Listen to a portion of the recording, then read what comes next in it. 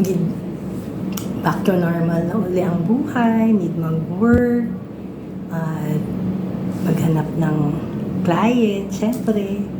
Kaya yung mga wala pang insurance. Nandito lang si Ate A sa mga lahat ng nagsabi na next time ako, Ate A. Nandito pa rin ako waiting for your yes.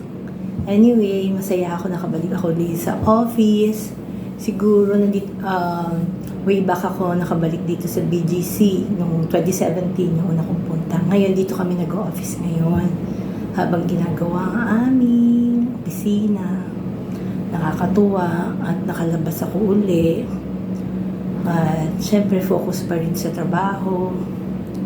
At masaya ako dahil kasi after all my fight sa naging sakit ko, ang bilis ko naka-recover. Syempre, nandun pa rin ang aking naging health conscious ako. Binago ko yung lifestyle ko.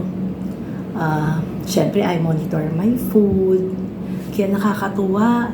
Nagulat ako kanina pag akyat ko dito sa office na sumakay kami ng elevator. Nakita ko yung itsura ko, ganyan na pala ako kapayat, di ba?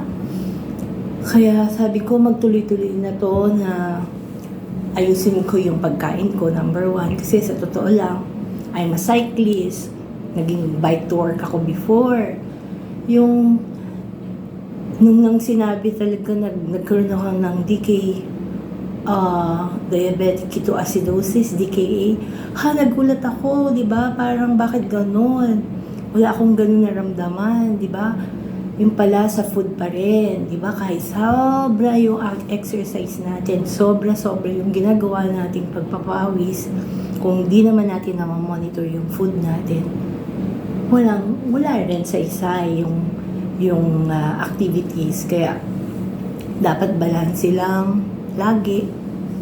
Tatandaan ko nung summer nagbabike pa ako. Sorry.